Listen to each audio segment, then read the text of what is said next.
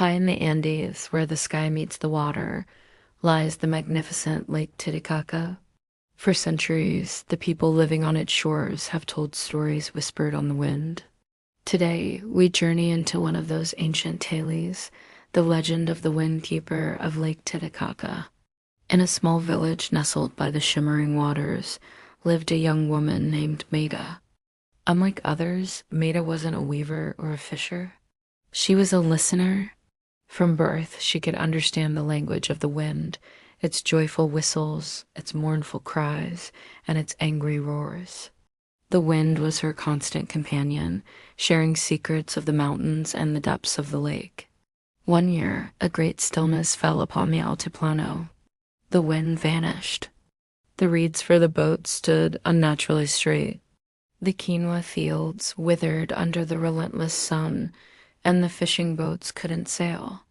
A heavy silence pressed down on the communities, and despair began to creep into their hearts. The elders gathered, their faces etched with worry. They knew that without the wind, life itself was threatened. Maida felt the wind's absence like a missing part of her own soul. Night after night, she would go to the highest point of the shore, her long, dark braids swaying in the still air.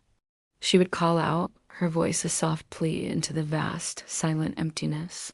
"Brother Wind," she would whisper, "where have you gone? Your sisters, the waves, are lonely. Your children, the clouds, stand still. We need you. I need you." For weeks, her calls were met with silence. The lake remained a flat, glassy mirror, and the sun beat down without mercy. But Maida did not give up.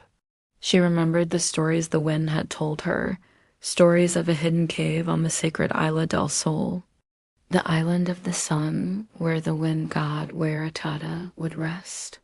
Determined, she prepared a small reed boat, packing what little food she had. Her journey was perilous.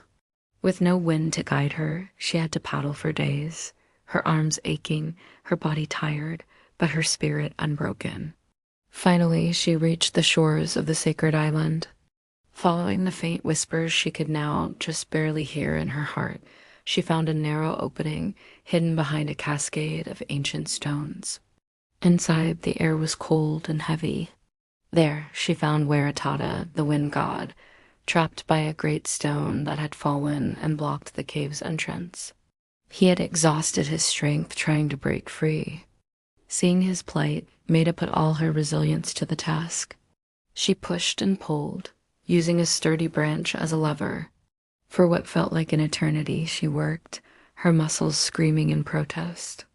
Just as she was about to collapse from exhaustion, the great stone shifted, then rolled aside.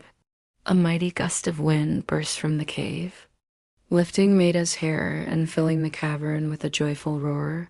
Weratata was free. He swirled around her, a grateful and powerful presence.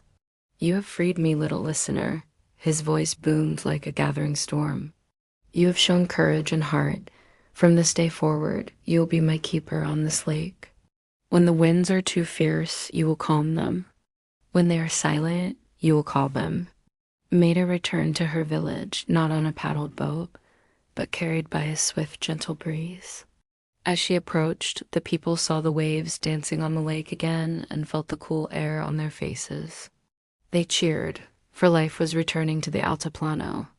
And from that day on, Maida became the wind keeper of Lake Titicaca, a living bridge between her people and the powerful spirits of the Andes. Thanks for joining us on this journey into myth. If you enjoyed this story, be sure to like, subscribe, and follow for more tales from around the world.